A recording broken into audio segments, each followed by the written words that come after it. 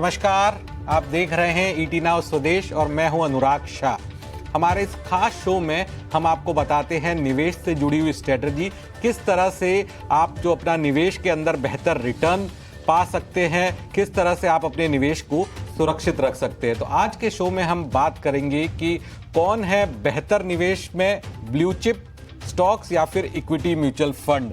Historically हम देखें कि रिटर्न में कौन आगे हैं, ब्लू चिप या इक्विटी म्यूचुअल फंड। जाने नए साल के पोर्टफोलियो का क्या क्या गुणा गणित होगा, निवेशक पोर्टफोलियो में क्या रखे क्या ना रखे, क्या डूज एंड डोंट्स उन्हें करने चाहिए। और इसके अलावा शेयर बाजार सबका अधिकार में हम ज़्यादा से ज़्यादा दर्शकों के सवाल लेंगे, जहां पर दर्शकों की जो क्वेरीज है अपने पोर्टफोलियो से जुड़ी हुई, अपने निवेश से जुड़ी हुई, इसके अलावा निवेशकों को बाजार और म्यूचुअल फंड से जोड़ने के लिए जो हमारी स्पेशल मुहिम है शेयर बाजार सबका अधिकार, इसमें आप भी अपने सवाल भेज सकते हैं।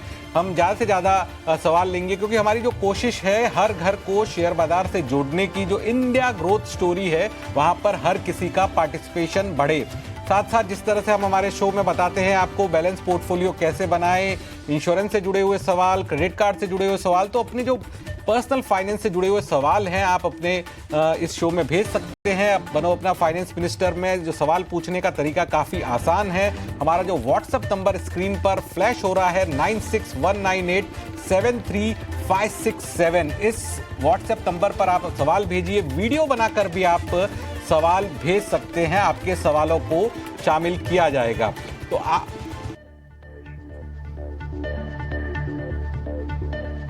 तो आज का जो शो है काफ़ी स्पेशल रहने वाला है क्योंकि हमारे साथ मौजूद हैं विजय मंत्री जी, जो एक्सपर्ट है इन्वेस्टमेंट से जुड़े हुई चीज़ों के लिए, म्यूचुअल फंड एक्सपर्ट भी हैं। विजय जी, आज आप हमारे स्टूडियो में आए, बहुत बहुत शुक्रिया। धन्यवाद आपका और आपके सारे दर्शकों का, और नए साल की शुभकामनाएं आपके सारे दर्शकों को, आपको और आपकी टीम को।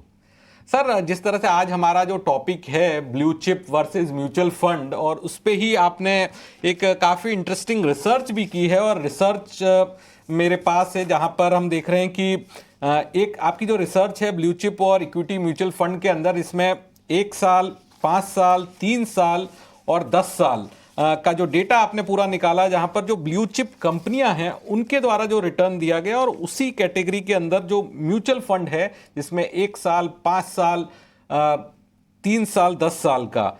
तो आप क्या कंक्लूजन पे निकले हैं इस पूरी डीप रिसर्च के बाद? तो सबसे पहले आपको और आपके चैनल को बहुत बहुत बधाई कि आप हर व्यक्ति को, भारत के व्यक्ति को शेयर बाजार से जोड़ रहे हैं। क्योंकि शेयर बाजार का गणित बहुत सिंपल है कि शेयर बाजार बढ़ेगा और कंपनियों का मुनाफा बढ़ेगा, और कंपनियों का मुनाफा बढ़ता है जब इंडिया की जीडीपी बढ़ती है। तो शेयर मार्केट से जोड़ के आप इन्वेस्टर को बोल रहे हैं कि आप भारत की जीडीपी के अंदर पार्टिसिपेट कर रहे हो। अगर आप शेयर मार्केट में नहीं हो, आप खाली फिक्स इनकम में हो, तो खाली इन्फ्लेशन में पार्टिसिपेट कर रहे हो, ग्रोथ में पार्टिसिपेट नहीं कर रहे हो। तो एक तो बहुत अच्छा आपने चीज़ किया। दूसरा, ये डेटा मैं आपको थोड़ा डिस्क्लेमर बोल दूँ, डेटा है 20 दिसंबर 2024 तक का मैंने डेटा एनालाइज किया, और हमने डेटा एनालाइज किया कि जो ब्लूएस्ट ऑफ ब्लू चिप है, कि जहाँ इन्वेस्टर का बहुत बड़ा वेल्थ है, उसमें हर तरह की कंपनी हो गई, बैंक हो गए, Kotak bank, HDFC bank, FMCG company हो गई, एचयूएल, आईटीसी, ऑटो कंपनी हो गई, Eicher, hero Motors, Tata Motors हो गया, पब्लिक सेक्टर बैंक एंटिटीज़ होगी, कोल इंडिया, एनटीपीसी, या आप दूसरी कंपनियां देख ले तो, और आईटी भी होगी, टेक महिंद्रा, हर तरह की कंपनियां, हर तरह के सेक्टर्स के अंदर आ गए। तो जब हमने डेटा एनालाइज किया तो हमने बहुत सरप्राइजिंग हमको एक एलिमेंट मिला। ये डेटा आज का है, आने वाले 1 साल, 3 साल, 5 साल, 10 साल बाद क्या होगा मुझे पता नहीं है।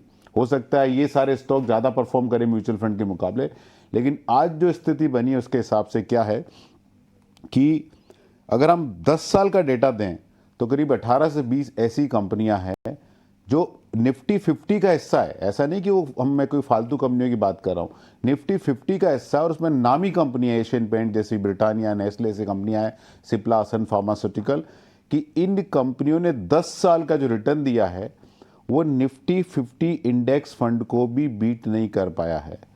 और उसके कंपैरिजन में अगर मैं worst 10 large cap mutual fund लूँ, वर्स्ट 5 फ्लेक्सी कैप फंड लूँ, वर्स्ट 5 मिड कैप फंड लूँ, और वर्स्ट 5 स्मॉल कैप फंड लूँ, तो इन सब ने इसको आउट परफॉर्म किया है। ये डेटा हम 5 साल का देख सकते हैं, 3 साल का देख सकते हैं, 1 साल का देख सकते हैं। कंपनियां थोड़ी बहुत बदलती रहती है। पिछले 1 साल में करीब करीब 25 ऐसी कंपनियां हैं कि जिन्होंने निफ्टी 50 के बराबर भी रिटर्न नहीं दिया। और सबसे बड़ी चैलेंज ये है कि बहुत इन्वेस्टर का पैसा, जब आप डायरेक्ट इन्वेस्टर्स की बात करते हैं तो लोग बोलते हैं कि नहीं जी मैं तो ब्लू चिप पे लेता हूं, मैं तो फालतू स्टॉक में पैसा नहीं डालता हूं। लेकिन ये हालत ब्लू चिप की है। एक जो बहुत से लोग ये भी कहते हैं जिनको हम म्यूचुअल फंड में निवेश करने का सजेस्ट देते हैं, तो उनका कहना होता है भाई मैं क्यों एएमसी को चार्जेस दूं, मैं क्यों उनको कमीशन दूं, मैं तो सीधा डायरेक्ट ही निवेश करूंगा। और आपका 10 साल का डेटा, चलिए सर 1 साल 3 साल 5 साल में तो कहा जा सकता है कि मार्केट वॉलिटिलिटी की वजह से, लेकिन 10 साल का डेटा भी अगर मैं देखूं जो कि आपने पूरा एनालाइज किया है, SBI, Tech Mahindra, Tata Steel जैसी जो दिग्गज कंपनियां हैं वो 10 से 11% रिटर्न दे रही है।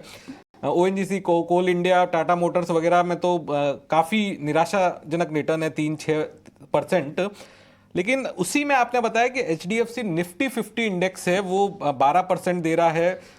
इसके अलावा वर्स्ट 10 मिड कैप का जो एवरेज रिटर्न है वो 16% है, वर्स्ट 5 स्मॉल कैप का एवरेज रिटर्न भी 17% है। तो इसमें क्या सर जो वैल्यू ऑफ कंपाउंडिंग है वो चीज जो है इन म्यूचुअल फंड के अंदर लगी, जिसमें वर्स्ट म्यूचुअल फंड का एवरेज रिटर्न भी 17-18% तक आ रहा है, जो टॉप ब्लू चिप है उनका 10 साल का सीएजीआर 10-11% ही रह रहा है। तो उसमें क्या होता है कि इकोनॉमी में लीडरशिप चेंज होती रहती है। आप इकोनॉमी का कंपोजिशन देखो, जो जैसे सेंसेक्स 1986 में चालू हुआ तो उसमें 30 स्टॉक थे, आज उसमें 5 स्टॉक ही बचे हैं। और उस टाइम पहले ओल्ड स्टॉक हुआ करते थे, सीमेंट हो गया, स्टील हो गया, टेक्सटाइल हो गया, ऐसी कंपनियां हुआ करती थी। इकोनॉमी में चेंज होते हैं, बदलाव होते हैं, उसकी वजह से सेंसेक्स का कंपोजिशन चेंज होता है। वो फंड मैनेजर एडवांसमेंट चीज़ों को अपने पोर्टफोलियो में ले लेता है और जब सिचुएशन बदलती है तो अपना पोर्टफोलियो चेंज कर लेते हैं अकॉर्डिंगली। रिटेल इन्वेस्टर, आम इन्वेस्टर ये नहीं कर पाता है। और दूसरा क्या है कि इंडिया में तो पैसा बनेगा, इसमें कोई डाउट नहीं है, लेकिन सबसे बड़ा चैलेंज है कि आपको अपने पोर्टफोलियो को अपनी इंटेलिजेंस से बचाना है। आपको लगता है आपको सब कुछ आता है, ऐसा नहीं है, क्योंकि आप एक चीज़ में एक्सपर्ट हो। Direct stock investing is full time exercise, ये पार्ट टाइम एक्सरसाइज नहीं है। आप टीवी पे बोल देते हो, खड़े खड़े बात कर लेते हो कैमरा देख के, सबको लगता है बहुत आसान है। आप आके बोलो तो मालूम पड़ा कि 2 सेंटेंस आप पूरे नहीं कर पाते हो, फंबल करते हो, क्योंकि आप लगातार वो काम करते हो तो आप में उसकी एक्सपर्टीज आ जाती है। एक आम इन्वेस्टर नहीं कर पाता। दूसरा क्या हमने देखा है कि जब पोर्टफोलियो में रिटर्न खराब आते हैं, डायरेक्ट स्टॉक्स में जो इन्वेस्टर क्या करता है कि जो स्टॉक में रिटर्न अच्छा आया है वो तो बेच देते हैं और जो नुकसान वाले स्टॉक जनरली वो अपने पास रख लेते हैं। और अभी जैसे इकोनॉमी के अंदर पूरा बदलाव आ रहा है, इकोनॉमी ज़्यादा फॉर्मल हो रही है, असेट लाइट बिजनेस मॉडल ज़्यादा बढ़ के आ रहे हैं, तो आपको बड़ा जानकर आश्चर्य होगा कि जैसे एफएमसीजी कंपनी का इलस्ट्रेशन लेते हैं for argument sake. FMCG company remain a consistent compounder for 20-30 years. लेकिन अभी इंडिया के अंदर बहुत ड्रामेटिक चेंजेस हो रहे हैं। ड्रामेटिक चेंजेस ऐसे हो रहे हैं कि एचयूएल ने शैम्पू और साबुन आपके घर पहुंचा दिया, घर घर पहुंचा दिया। पिछले 50-60 सालों में इंडिया का पॉपुलेशन बढ़ा और प्रोडक्ट का पेनिट्रेशन बढ़ा, तो उसकी वजह से उनका रेवेन्यू ग्रोथ सब अच्छा दिख रहा था। लेकिन अभी जब सब घर में टूथपेस्ट और टूथ पाउडर पहुंच चुका है, तो आप कितनी बार ब्रश करो, कितनी बार नहाओगे, तो आपका कंजम्पशन पैटर्न चेंज हो रहा है। वो ये एफएमसीजी कंपनी शायद पिक नहीं कर पा रही है। तो जो इन लोगों ने एक बेस क्रिएट किया, उसके ऊपर शायद नायका चलेगी, उसके ऊपर शायद मामाअर्थ चलेगी, उसके ऊपर शायद नया कंजम्पशन पैटर्न चलेगा। और जो डायरेक्ट स्टॉक में इन्वेस्ट करता है, जो निवेशक है, वो इतना नहीं चीजों को समझ पाता है जितना एक एक्सपर्ट एएमसी से जुड़ा हुआ है या म्यूचुअल फंड इंडस्ट्री से जुड़ा हुआ है। जैसे मैं आपको एक लिस्ट, जोमेटो जैसी कंपनी आप देख लीजिए कि जोमेटो के बारे में बहुत बड़े बड़े इन्वेस्टर ने बोला इंडिया में, जो जिनके नाम पे आप उनको भगवान मानते हैं बाजार में, उन्होंने जोमेटो के बारे में बोला कि जोमेटो को मैं सिंगल डिजिट अगर प्राइस आए तो मैं लूंगा। किसी ने जोमेटो के बारे में बोला कि वो बहुत बड़े यूएस के वैल्यूअर है, मतलब फंडामेंटल एनालिसिस करते हैं, उन्होंने जोमेटो का 41 रुपीज वैल्यूएशन दिया था। तो ऐसा नहीं कि वो गलत हैं, बट इकोनॉमी पूरा रीबूट हो चुका है, तो इंडिया को भी पुराने चश्मे से आप नहीं देख सकते। इकोनॉमी फॉर्मल हो रही है। और मैं आपको बहुत छोटा सा इलस्ट्रेशन देके समझाता हूं कि मोबाइल फ़ोन आने के बाद देखिए बिजनेस में क्या बदलाव आया। मोबाइल फ़ोन आने के पहले एक कॉस्मेटिक प्रोडक्ट आप फिजिकल खरीदते थे, माँ बेटी को बोलती थी कि बेटी ये कॉस्मेटिक प्रोडक्ट हमको इस्तेमाल करना है, और माँ और बेटी दोनों एक मेल शॉपकीपर से जाके फीमेल कॉस्मेटिक प्रोडक्ट का डिस्कशन किया जाता था। अभी बेटी माँ को बोलती है कि माँ इस प्रोडक्ट को इस फलाना फलाना सेलिब्रिटी ने इंडोर्स किया है तो हमको ये खरीदना चाहिए, और वो सारा का सारा माल डिजिटल आता है। तो decision making has move from mother to daughter, और business has move from physical to digital. अगर आप पुरानी कंपनी को लेके पड़े रहेंगे तो थोड़ा। और सर, आपने जिस तरह से बताया कि मोबाइल फोन का जो इस्तेमाल है, वही मुझे याद है 2021 के अंदर ही जब कोविड की सेकेंड वेव चल रही थी, और तब देश के अंदर जो डीमेट अकाउंट की संख्या थी करीब 4 करोड़ थी, और जब बोला जा रहा था कि एक बड़ी कंपनी का आईपीओ आ रहा है तो 1 करोड़ डीमेट अकाउंट खोल सकते हैं और काफी बड़ा संख्या होगा, और आप मानिए 3 साल के अंदर हम 17 करोड़ के ऊपर पहुंच चुके हैं। तो उसमें भी एक बहुत इंटरेस्टिंग डेटा है। तो खाली मैंने आपको ब्लू चिप के डेटा बताए, अभी इनकम टैक्स वेबसाइट से आप डेटा निकालो। 2023-24 का जो असेसमेंट ईयर है, मतलब 2023 तक का जो फाइनेंशियल ईयर है, उसमें टोटल 7 करोड़ के ऊपर टैक्स पेयर है। आपको जानकर आश्चर्य होगा, खाली 53,000 लोगों ने 25 लाख के ऊपर long term capital gain declare किया अपनी फाइल में। तो इसका मतलब टोटल इन्वेस्टर 8 करोड़ एनएससी के ऊपर। तो बातें बहुत होती है, बट एक्चुअल इन्वेस्टर का रिटर्न आ रहा है क्या डायरेक्ट स्टॉक पोर्टफोलियो में? और सबसे बड़ा चैलेंज मैंने देखा डायरेक्ट स्टॉक इन्वेस्टर को कि आप उनसे एक सवाल पूछ लो कि आपके पोर्टफोलियो का CAGR क्या है, 1 साल, 3 साल, 5 साल, 10 साल का। सब बोलते हैं मेरा स्टॉक डबल हो गया, मेरा ट्रिपल हो गया, 5 गुना हो गया। हो सकता हो गया, कोई डाउट नहीं है, 100 गुना भी हो गया होगा, लेकिन आपने उसमें एलोकेशन कितना किया, वो बहुत बड़ा मैटर करता है। और आपके पास एक 100 गुना वाला स्टॉक है तो काफी ऐसे स्टॉक होंगे जो आप डीलिस्ट हो चुके हैं, उनका भाव भी नहीं है, तो आप उसको दिखाते भी नहीं स्टेटमेंट के अंदर। बिल्कुल। तो अगर हम एक तरफ बोलते हैं कि एक्टिव फंड आउट परफॉर्म नहीं कर पाते पैसिव को, तो अगर एक एक्सपर्ट फंड मैनेजर वो नहीं कर पाता तो रिटेल इन्वेस्टर कैसे कर पाएगा? लेकिन इसमें मुझे लगता है कि एक व्यक्ति का कंट्रोल है, मेरे हाथ में सब कुछ है, एक थोड़ा अपना, हर आदमी का ईगो होता है, तो लॉजिक इज, हम हर डिसीजन लॉजिक से नहीं लेते। एक ह्यूमन नेचर है कि हम लॉजिकल काम नहीं करते। तो वो रीजन है कि सबको मालूम है कि F&O is not even speculation, is addiction. उसके बाद भी लोग इसको करते हैं और 93% लोग जो है उसमें लॉस बियर करते हैं, उसके बाद भी करते हैं। बिल्कुल करते हैं। और आप देखिए ना, अभी एक आ गया, देखिए अभी आज ही बहुत बड़ा है कि डायमंड्स आर नॉट फॉर एवर। ये बात आप 10 साल पहले किसी को बोलते तो आपको कोई सुनने को तैयार नहीं रहता था ना, क्योंकि उसका वैल्यू क्या है? उसका वैल्यू को somebody else trying to buy from you at high prices। उसका इनहेरेंट वैल्यू तो है नहीं। डेट के अंदर इनहेरेंट वैल्यू है कि कूपन है, वो आपको मिलता रहता है। इक्विटी में सबसे बड़ा एडवांटेज है कि इनहेरेंट वैल्यू, अर्निंग और अर्निंग ग्रो होती रहती है। तो आपके पैसे पे सबसे बड़ा रिस्क होता है इन्फ्लेशन का, और इन्फ्लेशन के equity is the best hedge against inflation, क्योंकि जो चीज हम कंज्यूम कर रहे हैं उसके दाम बढ़ रहे हैं। वो हम क्या कंज्यूम कर रहे हैं? आप सुबह उठे, टूथपेस्ट किया, तो आपने टूथपेस्ट दिखता है वो सीधा, लेकिन जब आप बाथरूम में जाते हैं तो आपके पास टाइल्स है, आपके पास मिरर है, आपके पास इलेक्ट्रिक इक्विपमेंट है, तो आप एक प्रोडक्ट को डायरेक्टली कंज्यूम कर रहे हो, उसके पीछे 5 प्रोडक्ट इनडायरेक्टली कंज्यूम कर रहे हो।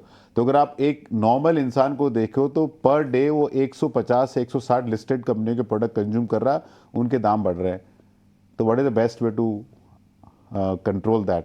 You become owner of these enterprises, and the best way to own is through mutual fund। आज HDFC फ्लेक्सी कैप का 1 जनवरी 2024 को 30 साल पूरा हुआ है। उस फंड का 30 साल का CAGR 19% है। मतलब 180 गुना 30 साल में पैसा बना उस फंड के अंदर। मतलब 30 साल में 180 गुना पैसा बना है। अब आप रिटेल इन्वेस्टर्स को आउट परफॉर्म करके बताइए, आपका एक पोर्टफोलियो तो बन गया 1 लाख का, आपका 10 लाख हो गया, 20 लाख हो गया, आपका टोटल पोर्टफोलियो 1 से 80 गुना बढ़ा गया 30 साल में। Yes sir. सर, इसमें जैसा कि आपने रिसर्च की है 1 साल, 3 साल, 5 साल और 10 साल की, तो क्या इसमें यह भी कह सकते हैं कि जितना कम टाइम है वहां पर डायरेक्ट स्टॉक के अंदर उतना पैसा नहीं बढ़ा, और ज्यादा ड्यूरेशन में तो भी थोड़ा बहुत आपने हेज किया और एक सेफर रिटर्न आप ले रहे हैं, वैसा तो नहीं जैसा कि 180 गुना है जो HDFC फ्लेक्सी कैप का आपने एग्जांपल दिया? नहीं, डायरेक्ट स्टॉक में बहुत मुश्किल है। मैं डायरेक्ट स्टॉक इन्वेस्टर को इतना मैंने 30 साल की लाइफ में देखा है, डायरेक्ट स्टॉक सक्सेसफुल 2 लोग ही जनरली मैंने देखे। एक तो जिनके पास ESOP है तो उनकी कॉस्ट 0 है, तो they can hold it for ever, तो वो इमोशनल सेंटिमेंट नहीं आता। दूसरा हमने देखा है कि जो एक्सट्रीमली लकी है, किसी कारण से उनके पास स्टॉक आ गया और वो बेच नहीं पाए या बेचा नहीं उन्होंने, बट कॉन्शियस डिसीजन मेकिंग से 15% CAGR जनरेट करना इम्पॉसिबल है। हाँ, यानी लेके भूल गए और देखा ही नहीं, दादाजी ने लिए थे और पोते को बाद में 25 साल बाद देखे। हमने कुछ स्टोरीज देखी भी है, MRF वगैरह, या कुछ जब टाटा के जो कुछ स्टॉक थे जो बहुत पहले किसी ने लिए हुए थे और बाद में आए, तो वो में हो सकता है कि तुक्का लग गया, 15-20 साल 25 साल बाद वो बोनस आते आते बढ़ गया, तब वहां कमाई हो सकती। बाकी केवल खुद के आपके विवेक पे इतना आप नहीं रिटर्न ला सकते। नहीं, आपने एक बहुत सच्चा सवाल किया कि इन्वेस्टर नॉर्मली सोचता है कि मैं फंड मैनेजर को पैसा क्यों दूं, मैं उनको 1% क्यों दूं। अभी किसी दोस्त की शादी में गया था तो वहां उन्होंने वीडियोग्राफर, ड्रोन कैमरा सब लगा रखे थे, तो बोला 300-400 आदमी शादी में। बोला भैया तुम्हारे फैमिली के 50-60 मेंबर है, सबके पास स्मार्टफोन है, तो तुमको ड्रोन कैमरा, पैसा खर्च करने की जरूरत क्या है? तो बोला कि बहुत इंपॉर्टेंट फंक्शन है, ये हमारे प्राइवेट मोबाइल पे थोड़ी ले सकते हैं हम लोग, तो एक्सपर्ट चाहिए। तो एक इवेंट के लिए आपको एक्सपर्ट चाहिए, तो वहाँ लाइफ लॉन्ग सेविंग है, तो उसके लिए भी एक्सपर्ट चाहिए। बिल्कुल सर। एक और चीज, जैसा कि आज हमारे इस शो के अंदर हम डिस्कस करने वाले हैं कि क्योंकि रिटर्न ज़्यादा चाहिए तो आपको रिस्क भी ज़्यादा रखनी पड़ती है, तो नए साल में अगर हम पोर्टफोलियो बना रहे हैं तो क्या करें क्या नहीं करें। आपने एक चीज़ भी कही है कि आईपीओ में निवेश से बचें, तो आईपीओ में तो सब पैसा लगाते हैं, अगर देख रहे हैं 5 गुना 10 गुना तक हो रहा है, तो आपका जिस दिन लिस्टिंग होती है उसी दिन आप 30% 40% पैसा लेके निकलते हैं, तो आईपीओ में निवेश से क्यों बचना चाहिए? देखिए, जैसे वो डायरेक्ट स्टॉक वाली इन्वेस्टिंग होगी, तो बेसिकली आप आईपीओ में पैसा डाल रहे हैं because you want to flip, कि लिस्टिंग के टाइम आपने बेच दिया तो वो आप एक गेन की देख रहे हैं। तो पहला तो कितने टाइम आईपीओ सब्सक्राइब होता है, आपकी प्रोबेबिलिटी क्या है कि आपको वो अलोकेशन मिलने वाला है। सपोज आज बिगनिंग ऑफ ईयर आपके पास 1 करोड़ रुपया है और आपने 50 आईपीओ में पैसा डाला पूरे साल भर में, और 50 में जैसा प्रपोर्शन आपको 1 या 2 आईपीओ में पैसा लगा होगा और वो पैसा डबल भी हो गया, ओके, तो वो आपने 1 लाख रुपया डाला, वो 2 लाख हो गया, ठीक है, बट 1 करोड़ पे 2% रिटर्न आया ना वो। तो ये लोग समझते नहीं कि sizing is very important in investing, it is just not you got call right, लेकिन वो कॉल कितना बड़ा हुआ। तो मैं खुद आईपीओ फंडिंग करता था 97-98 में, we were the one of the biggest IPO funder, और जब हम देखते थे उस टाइम हमको डेटा समझ में नहीं आता कि लोग करते क्यों, क्योंकि आपने 1 करोड़ रुपए की एप्लीकेशन डाली, उस पर 1 लाख रुपए अलॉटमेंट आया आपका, वो पैसा हो गया डबल, तो आपने बोला देखो मेरा पैसा डबल हो गया, लेकिन उसी पीरियड में निफ्टी 3% बढ़ गया। तो लोग ये समझ नहीं पाते कि ये विनिंग स्ट्रेटेजी नहीं है। अरे भाई, आपके पास समय है ना, तो वो काम करो जो सिर्फ आप कर सकते हो, वो है अपनी हेल्थ का ध्यान रखना, अपनी फैमिली को टाइम देना, अपना हॉबी परस्यू करना। जो काम आउटसोर्स किया जा सकता है उसको आउटसोर्स करो। एक्सपर्ट्स को आउटसोर्स कर सकते हैं। आप बोलते हैं मेरे को एक्सरसाइज के लिए टाइम नहीं है, मेरी मम्मी के लिए टाइम नहीं है, स्पाउस के लिए टाइम नहीं है, बच्चों के लिए टाइम नहीं है, हॉबी परस्यू नहीं कर रहे, धर्म का काम नहीं कर पाते क्योंकि समय नहीं है, क्योंकि डायरेक्ट इन्वेस्ट करना है। जो काम एक्सपर्ट को दे सकता दे दो, वो एक्सपर्ट को देके, और रिटर्न वहां बेहतर ही मिलेगा। है ना, रिटर्न आप 30 साल का डेटा आपके सामने है। बिल्कुल सर। एक और चीज आपने बोला कि एसटीपी के जरिए 6 से 12 महीने में एकमुश्त निवेश करे, तो अगर ये आप हमें हमारे दर्शकों को बता सके कि इससे कैसे निवेशकों को फायदा होगा। देखिए, अभी जो बाजार है उसमें 2 बड़े रिस्क हमको लगते हैं। रिस्क नहीं मतलब एक वॉच आउट करना पड़ेगा। एक तो जो डोनाल्ड ट्रंप के आने के बाद यूएस की ट्रेड पॉलिसी क्या रहने वाली, क्योंकि यूएस वर्ल्ड जीडीपी का 27-28% है और वो डायरेक्ट इम्पैक्ट करेगा चाइना वर्ल्ड जीडीपी का 17-18% है। तो 2 बड़ी इकोनॉमी के अंदर द्वंद्व हो सकता है, उसके इम्प्लीकेशन अलग अलग कंट्रीज में क्या होंगे, कैसे प्ले आउट होंगे। वर्ल्ड इकोनॉमी जो पिछले 30-40 सालों से हम देखते आए, हम उसके आदी हो गए हैं, उससे बहुत अलग वर्ल्ड इकोनॉमिक पॉलिसी होने वाली है, बिकॉज यूएस का trade policy will be very different than what it used to be last 2-3 decade. तो वो एक थिंग है। दूसरा, जो बजट आने वाला मेरे हिसाब से बहुत इंपॉर्टेंट बजट रहेगा, बिकॉज जो हेडलाइन नैरेटिव्स है कि जॉब्स नहीं है, कंजम्पशन पे चैलेंज है, एनपीए बढ़ रहा है, पर्सनल लोन बढ़ रहे हैं, ये नैरेटिव्स को आप कैसे हैंडल करोगे, क्योंकि जो जुलाई 2024 का बजट आया था वो 240 सीट वाली सरकार का बजट था। अभी हरियाणा महाराष्ट्र आपके पास आ गया, तो प्रोबेबली ये बजट में ज़्यादा बड़े रिफॉर्म होने की पॉसिबिलिटी हो सकती है। तीसरा, जो एफआई है बहुत बड़ा पैसा बाहर ले जा रही है और वो यूएस मार्केट की तरफ अट्रैक्ट हो रही है, बिकॉज उनको लगता है कि Trump is going to focus more on American companies. तो जो बड़ा पैसा गया वहाँ एफआई का वहाँ पे गया है। तो ये चीज़ें हैं, तो उसकी वजह से इस बाजार में अगले 6-7-8 महीने में मुझे कोई बड़ा अपस्टिक नहीं दिखता, बड़ा ड्रॉडाउन भी नहीं होगा, मतलब बड़ा करेक्शन भी नहीं है, लेकिन बड़ा कि सेंसेक्स निफ्टी 30,000 हो जाएगा वो नहीं दिखता है। तो what is the best way to play कि आपके पास पैसा है उसको इक्विटी आर्बिट्राज फंड या डेट फंड में डालें और इक्वल 6 या 12 महीने के इंस्टॉलमेंट में उसको लार्ज कैप या फ्लेक्सी कैप जैसे फंड में या मल्टी कैप जैसे फंड में पैसा डालें। और मैंने बहुत क्लियरली बोला कि small and mid cap fund को आपको क्लियरली अवॉइड करना है। और आईपीओ के बारे में ये भी इसलिए बता रहा हूँ कि आईपीओ में जो माल बिक रहा है वो प्रमोटर का बिक रहा है, पी फंड का बिक रहा है, वीसी फंड का बिक रहा है, और जो सारे सेलर है वो इंडियन इन्वेस्टर का कॉन्फिडेंस देख के अपना माल वहाँ पे निकाल रहे हैं। तो थोड़ा मेरे हिसाब से कॉशियस रहने की जरूरत है। स्मॉल कैप मिड कैप में आपने बोला, लेकिन सर अगर किसी का लंबी अवधि का हॉरिजन है, 15 साल 20 साल का हॉरिजन है, तो उन्हें भी कॉशियस रहने की जरूरत है कि वो तो निवेश कर सकते हैं? देखिए, वो मैं तब जजमेंट ले पाऊंगा कि जब उस व्यक्ति के पोर्टफोलियो पे 20% नेगेटिव रहे और उसके बाद भी वो 15 साल का व्यू ले। राइजिंग मार्केट में सबका व्यू 20 साल का होता है ना, बिकॉज आप एक्स्ट्रा पॉलेट कर ले तो ये 15% रिटर्न छूटा 20 साल। जेन्युइन आपका whether you're a long term investor वो मालूम पड़ता है पोर्टफोलियो 20% नीचे है तो वो होगा उस दिन। अगर वो इन्वेस्टर कॉन्फिडेंट रहे, हिले नहीं, तो अलग बात है। और देखिए, अभी small cap are significantly out performing large cap, और लार्ज कैप में क्योंकि एफआई की सेलिंग है इसकी वजह से चैलेंज आ रहा है। डोमेस्टिक का पैसा पूरा स्मॉल कैप और थीमेटिक और सेक्टर फंड में जा रहा है, इसलिए वहाँ रिटर्न बहुत ज़बरदस्त दिख रहे हैं। वहाँ प्रमोटर की होल्डिंग भी 50-60% कंपेयर टू लार्ज कैप, तो वहाँ फ्लोटिंग स्टॉक भी बहुत कम है, तो भाव बहुत जल्दी बढ़ जाते हैं, और वहाँ पैसा आ रहा है तो वापस वो स्टॉक आप लिए जा रहे हैं। तो वो रीज़न है कि वहाँ हमको कुछ भी अपॉर्चुनिटी दिखती नहीं है। मतलब earning you can't, post Covid earning 20% compound हुई है और 5 साल हो गए हैं।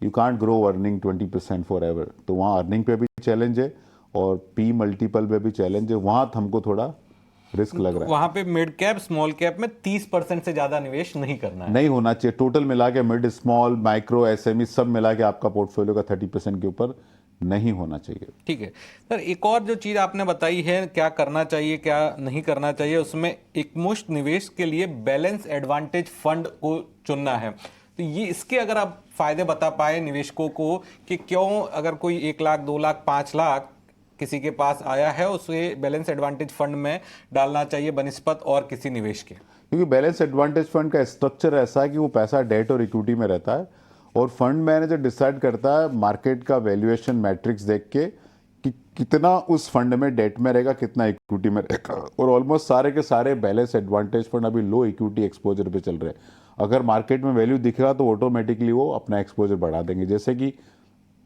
प्री कोविड बहुत सारे बैलेंस एडवांटेज फंड 30-40%, 50% इक्विटी पे चल रहे थे। कोविड में करेक्शन आया तो उन्होंने अपना इक्विटी एक्सपोजर 60 से 80% कर दिया। तो जो काम एक रिटेल इन्वेस्टर करता है और उसमें जनरली सक्सेसफुल नहीं हो पाता, वो काम एक प्रोफेशनल फंड मैनेजर को दीजिए। और बैलेंस एडवांटेज फंड भी एक फंड को मत दीजिए, 3-4 फंड को दीजिए, क्योंकि अलग अलग फंड अलग अलग वैल्यूएशन मैट्रिक्स ट्रैक करता है, तो वो आपके लिए ज़्यादा कारगर सिद्ध होगा। वो कॉल लेंगे, वो ज़्यादा आपके लिए ठीक रहेगा। और वो फंड लेवल पे करते हैं तो टैक्स इंसिडेंट भी आपका नहीं होता है। ठीक है, आखिरी बात सर, इंटरनेशनल फंड में निवेश से क्या निवेशकों को पूरी तरह से बचना चाहिए? क्योंकि कई सारे म्यूचुअल फंड हैं जो इंटरनेशनल फंड का कहते हैं कि इसमें रिटर्न काफ़ी अच्छा मिलेगा। देखिए, आने वाले पीरियड में every 4th worker is going to be from India. India world economy को ज़बरदस्त ग्रोथ देने वाली है। अगर आप वर्ल्ड इकोनॉमी को देखो तो आई थिंक बड़ी इकोनॉमी चाइना ने बहुत अच्छा किया, यूएस ने बहुत अच्छा किया, लेकिन चाइना का मार्केट का रिटर्न कुछ भी नहीं है। यूएस का मार्केट इज एक्स्ट्रॉर्डिनरी हाई। तो यूएस में जीडीपी एक्सपांशन है, कॉर्पोरेट प्रॉफिटेबिलिटी, लेकिन मार्केट बहुत हाई लेवल पे है, तो यहाँ से बड़ा पैसा बनने की उम्मीद मुझे नहीं लगती है। तो मेरा फोकस रिटेल इन्वेस्टर को इस साल 2025 में ईयर ऑफ एक्यूमुलेशन रहेगा, ग्रेजुअली एक्यूमुलेट करें और इंडिया पे ज़्यादा फोकस रखें, बिकॉज डोमेस्टिक ड्रिवन इकोनॉमी होने वाली है। और अगर ट्रंप की कुछ पॉलिसी आई उसकी वजह से ग्लोबल इकोनॉमी के अंदर कुछ हड़कंप मचा, तो जो एक्सपोर्ट ओरिएंटेड कंट्रीज है उनको चैलेंजेस हो सकते हैं। India is largely A domestic driven company, क्योंकि इंडिया का जो एक्सपोर्ट है यूएस को वो 2% है जीडीपी का खाली, तो यह बड़ा इंपैक्ट इंडिया को नहीं होने वाला। इसलिए मैं फोकस करूंगा कि ज़्यादा इन्वेस्टमेंट इस साल इंडिया के अंदर ही रहे। बिल्कुल, ये कहना है विजय मंत्री जी का कि इंडिया के अंदर ही ज़्यादा आप निवेश रखिए। वक्त हो चला एक ब्रेक का। ब्रेक के बाद तुरंत हाजिर होते हैं, जो हमारे दर्शकों के सवाल है उनके जवाब लेंगे विजय जी से। है आपका ईटी नाउ स्वदेश पर, और अब बात करते हैं हमारी खास मुहिम शेयर बाजार सबका अधिकार। तो इस मुहिम के जरिए हम देश भर के अंदर ज़्यादा से ज़्यादा लोगों को शेयर बाजार से जोड़ने की कोशिश कर रहे हैं, जिससे इंडिया ग्रोथ स्टोरी में हर किसी की भागीदारी हो।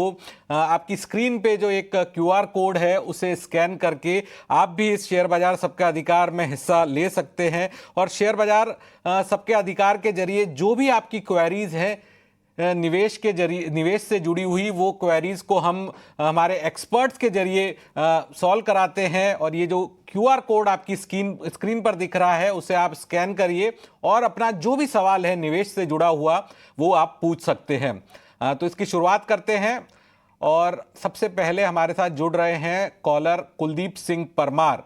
कुलदीप जी, बताइए आप कहाँ से बोल रहे हैं और क्या है आपका सवाल? हाँ, मैं कच्छ गांधीधाम गुजरात से बोल रहा हूँ। ठीक है। हाँ, मुझे मेरे बेटे के लिए अभी 20 साल के बाद उसका हायर एजुकेशन के लिए और शादी के लिए कम से कम 2 करोड़ तक का मुझे रिटर्न चाहिए। तो अभी मैं और मेरी वाइफ दोनों 2000 से SIP कर रहे हैं, लमसम अलग अलग small cap fund, value discovery fund ऐसे HDFC में और ICICI में। ठीक है। तो अभी अब हमें कितना अभी ऐड करना चाहिए उसमें हर साल? बिल्कुल, कुलदीप जी की जो है बेटियों की शिक्षा और शादी की प्लानिंग के लिए निवेश करना है। 20 साल में 1 करोड़ रुपए का कॉर्पोरेट चाहिए, लक्ष्य जो टारगेट है उसके हिसाब से, और क्या निवेश करने की जरूरत है विजय जी? पहले तो ये है कि 1 करोड़ का कॉर्पस उनको 20 साल बाद चाहिए, तो वो अज्यूम कैसे किया कि 20 साल बाद 1 करोड़ का कॉर्पस है। आज की वैल्यू 1 करोड़ है या 20 साल बाद की वैल्यू 1 करोड़ है, उसके अंदर इन्फ्लेशन क्या अज्यूम किया मुझे पता नहीं है, बट ये अज्यूम करके चलते हैं कि उनको 1 करोड़ रुपया चाहिए 20 साल बाद। तो वो कैसे अचीव हो सकता? अगर हम SIP लें और करीब 7,000 रुपये की SIP करें पर मंथ और उस पर 15% एक्स IRR अज्यूम करें तो 20 साल में आपका पैसा बन जाएगा। अगर हम 12% रिटर्न एज्यूम करें कि 10-11 हज़ार रुपये की SIP पर मंथ करो आप, तो आपका 1 करोड़ रुपया 20 साल में बन जाएगा। अगर हम 10% रिटर्न एज्यूम करें तो 13-13.5 हज़ार रुपये की SIP पर मंथ करनी पड़ेगी इनको, उनका कॉर्पस 1 करोड़ हो जाएगा 20 साल बाद। तो ये आप सोच सकते हैं, लेकिन मेरा एडवाइस है कि आप सबसे पहले कोई लोकल लेवल पे कोई अच्छा म्यूचुअल फंड डिस्ट्रीब्यूटर अगर आपको मिले, उनकी सर्विसेज लीजिए, वो आपको ज़्यादा अच्छी तरह गाइड कर सकते हैं। बिल्कुल, तो म्यूचुअल फंड डिस्ट्रीब्यूटर के जरिए आप अपना जो है कॉर्पस बना सकते हैं, और ये बताया विजय मंत्री जी ने कि इतने परसेंटेज के हिसाब से आप कर सकते हैं। कुछ और सवाल पूछना चाहेंगे कुलदीप जी आप? हाँ बस भाई, मुझे मिल गया, आंसर मिल गया। Very very thank you so much. बिल्कुल, तो कुलदीप जी को अपना जवाब मिल गया और उसके लिए उन्होंने धन्यवाद भी कहा है। गुजरात से बोल रहे थे, कच्छ से कुलदीप सिंह परमार। अगला सवाल है डॉक्टर महिपाल का। डॉक्टर महिपाल जी कहाँ से बोल रहे हैं और बताइए अपना सवाल। सर नमस्कार। नमस्कार सर, मैं मथुरा से बात कर रहा हूँ। कहाँ से? मथुरा यूपी। हाँ, पूछिए अपना सवाल। सर एक्चुअली मैंने एक SBI PSU का SIP स्टार्ट की थी, लगभग 6 महीने मुझे हो गए हैं उसमें। अच्छा। तो लेकिन मैं देख पा रहा हूँ उसमें अभी मुझे ज्यादा प्रॉफिट हुआ नहीं है। अच्छा, तो मैं एक्चुअली एक शॉर्ट टर्म के लिए एक SIP लेना चाहता हूँ, तो आप मुझे थोड़ा बताइए कौन सी SIP मेरे लिए बेस्ट रहेगी। तो मैं लगभग 7 साल के लिए एक SIP लेना चाहता हूँ। बिल्कुल 7 साल का हॉरिजन है सर जी। तो 7 साल का होराइजन तो वो रीजनेबल होराइजन, लेकिन SIP का होराइजन 7 साल का नहीं होना चाहिए। SIP का होराइजन फॉरएवर होना चाहिए। जैसे आप गोल्ड खरीदते हो और जैसे आप प्रॉपर्टी खरीदते हो तो फॉरएवर खरीदते हो, आप एक शॉर्ट पीरियड के हिसाब से नहीं खरीदते। But I think 7 year is a very good time period. तो मेरे हिसाब से आप कोई भी फ्लेक्सी कैप फंड या लार्ज कैप फंड के अंदर SIP कर सकते हैं। आप अपने म्यूचुअल फंड डिस्ट्रीब्यूटर से पर्टिकुलर असेट मैनेजमेंट कंपनी का नाम पूछ लीजिए। अगर समझ में नहीं आ रहा है तो आप लीडिंग फंड हाउस जैसे HDFC, SBI, ICICI, Nippon, Tata, DSP, इनमें से कोई भी फंड हाउस का फ्लेक्सी कैप फंड पकड़ लीजिए। बाय एंड लार्ज उन सबका परफॉर्मेंस बहुत अच्छा है 7, 8, 10 साल का पीरियड का, तो वो that is a right way to do. दूसरा, उन्होंने सवाल किया है कि उनकी SBI PSU के अंदर SIP चल रही है, तो हमारा मानना है कि जब भी आप सेक्टर फंड में पैसा डालें, इमीडिएट पास रिटर्न जितना अच्छा दिखता है, फ्यूचर रिटर्न उतना ही खराब दिखता है। तो ये ज़रूर ध्यान रखें, जब सेक्टर फंड में पैसा डालें तो टाइमिंग करना बहुत ज़रूरी है, और वो टाइमिंग अक्सर इन्वेस्टर नहीं कर पाता है।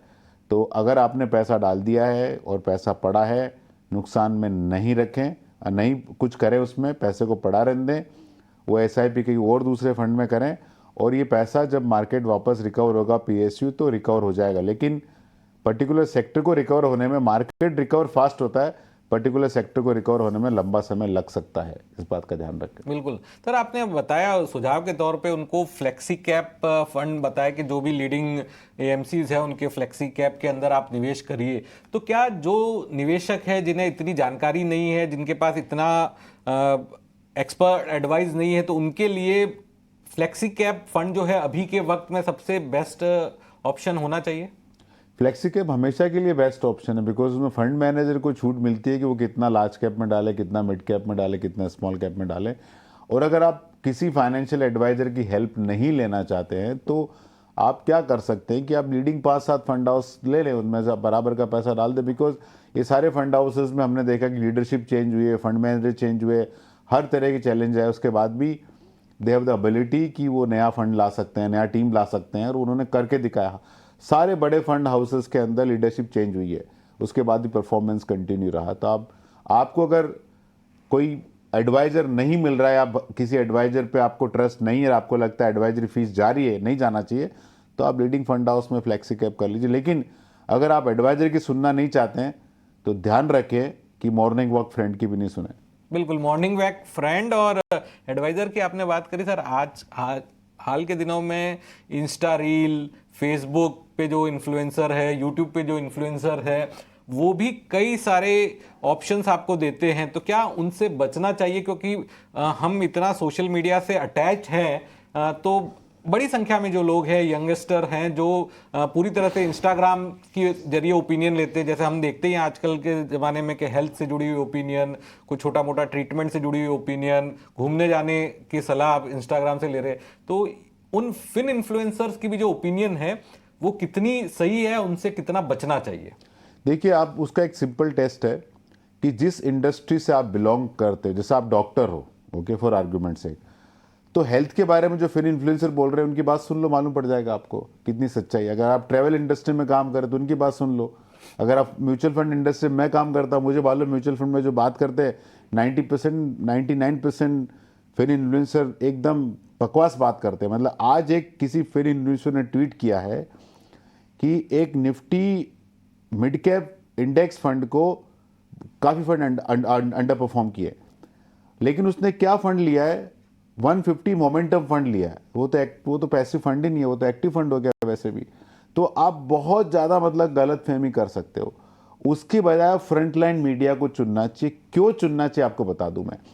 फिर इन्फ्लुएंसर में कोई एडिटिंग बोर्ड नहीं होता है, किसी को कोई भी उठ के कल से बोलना चालू कर सकता है। फ्रंटलाइन मीडिया में एक सेंस ऑफ रिस्पॉन्सिबिलिटी होती है कि जब तक आज जैसे म्यूचुअल फंड इंडस्ट्री में जब तक वो पक्के एनालिस्ट नहीं बन जाए तो उसको फंड नहीं दिया जाता, 10-15 साल के बाद फंड दिया जाता है। वैसे ही फ्रंटलाइन मीडिया में पहले आप ग्राउंड पर रिपोर्टिंग करते हो, आपकी क्रेडिबिलिटी बनती है, फिर आपको न्यूज़ चैनल दिया जाता है, न्यूज़ रूम दिया जाता है, और आपके ऊपर एडिटर होते हैं, और आप जो बोलते हैं उसके ऊपर लोग बोलते थे, आपको रिस्पॉन्स कर, जैसा आपने गलत रिपोर्टिंग कर दी, गलत कोई चीज़ बोल दी, तो आपको इमीडिएटली वहाँ पर ट्रोल हो जाएगा, तो आपको इमीडिएट उस पर रिस्पॉन्ड करना पड़ेगा अगर आपका फैक्चुअली गलत चीज़ हो गया। तो आपकी sense of responsibility frontline media की बहुत ज़्यादा है। तो अगर आपको किसी को ट्रस्ट करना मेरे हिसाब से, तो फ्रंटलाइन मीडिया को ज़्यादा ट्रस्ट करें।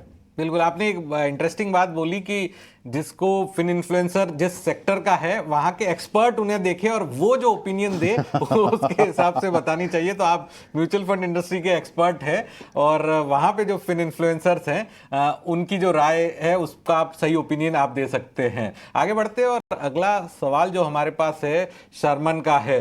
यूट्यूब के जरिए शर्मन ने सवाल भेजा है, लोकेशन कलकत्ता है, उम्र जो है वो 37 साल है, PSU कंपनी में जॉब करते हैं, इसके अलावा सर्विस अभी 23 साल की बाकी है, 2 बच्चे हैं, उसके अंदर टर्म लाइफ इंश्योरेंस लिया हुआ है, 80 लाख रुपए का हेल्थ इंश्योरेंस है, 7 लाख रुपए का जिसके अंदर ऑटो रिचार्ज फैसिलिटी है। प्रेजेंट कॉर्पोरेट्स जो अकुमुलेट किया उन्होंने मोतीलाल मिड कैप के अंदर 1.4 लाख रुपीस का, इसके अलावा बंधन ELSS भी है 1.25 लाख रुपए का, SBI फोकस्ड इक्विटी फंड है 4,40,000 रुपए डाले हुए, HDFC निफ्टी नेक्स्ट 50 के अंदर 1,80,000 रुपए, बंधन निफ्टी 50 के अंदर 90,000 रुपए, कोटक इक्विटी अपॉर्चुनिटीज के अंदर 2,20,000 रुपए, कोटक इक्विटी हाइब्रिड के अंदर 1 लाख रुपए, PPF सुकन्या समृद्धि योजना के अंदर 3 लाख रुपए हैं। प्रेजेंटली पर मंथ जो है Motilal Oswal S&P 500 US market में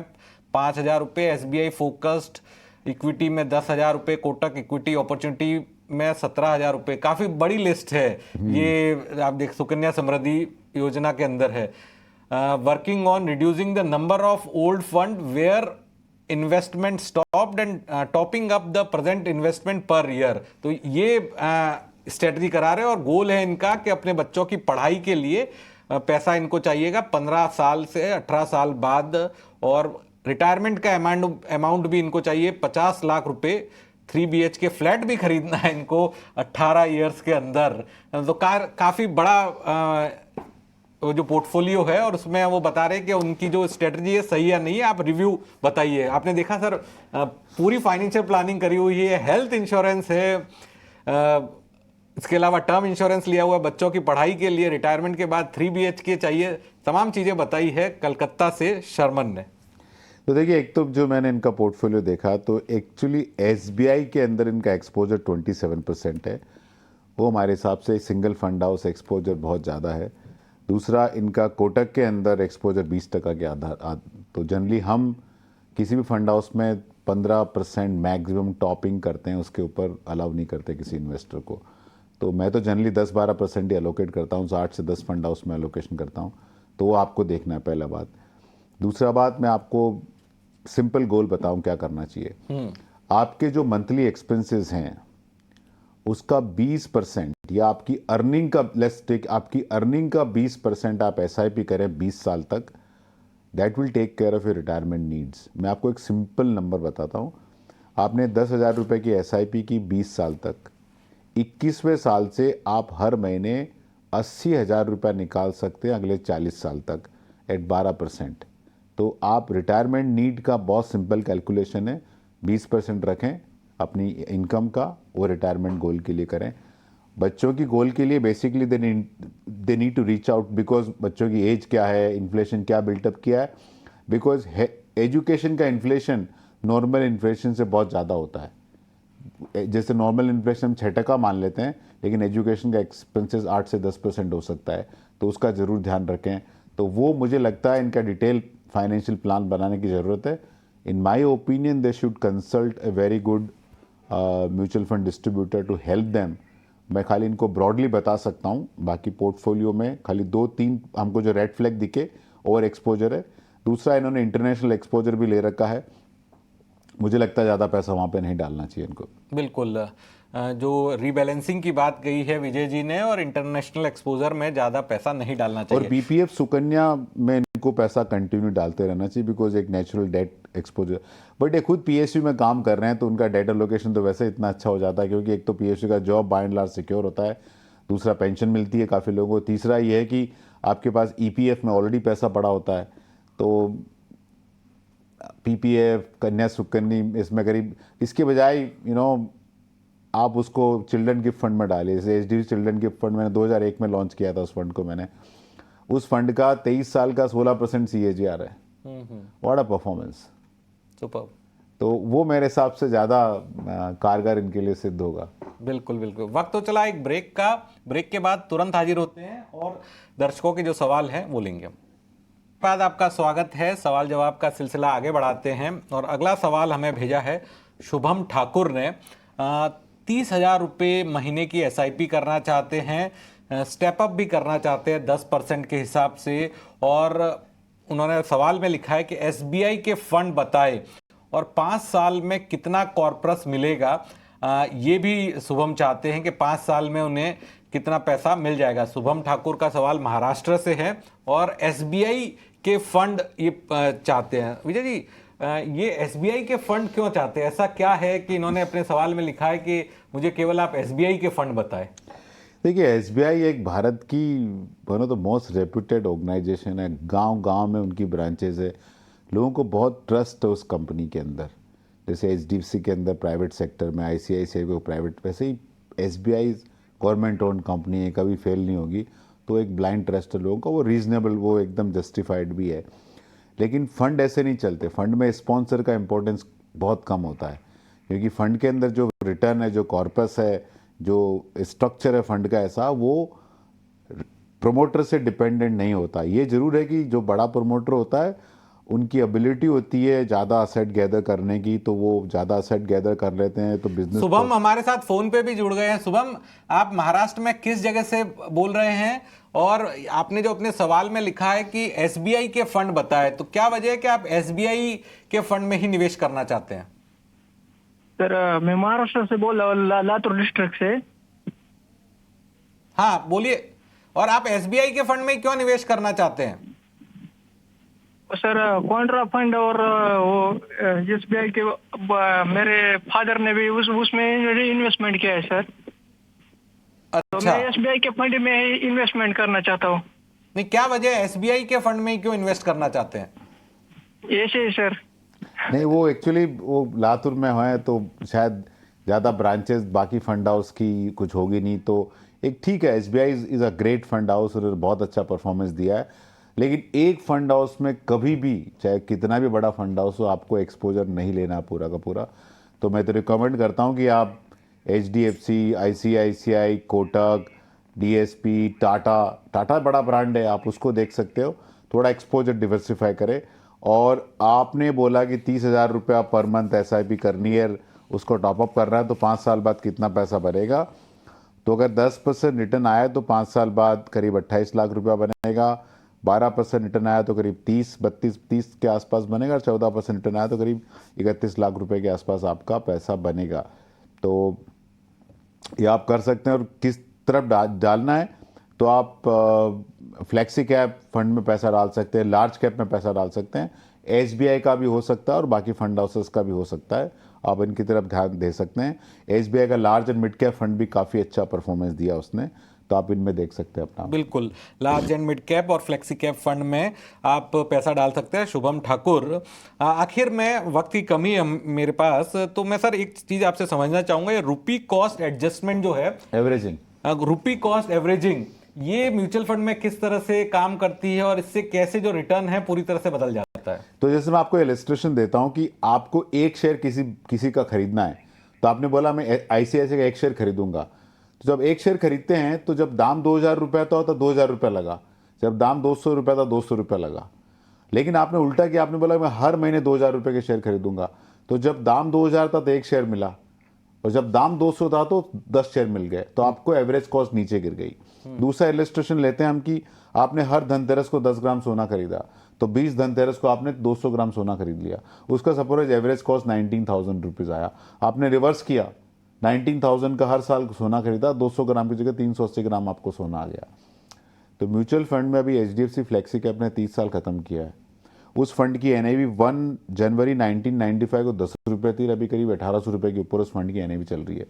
अगर मैं 30 साल का एनएवी का एवरेज निकालूं तो 355-360 रुपये का एवरेज आता है उसका, 360 महीने का।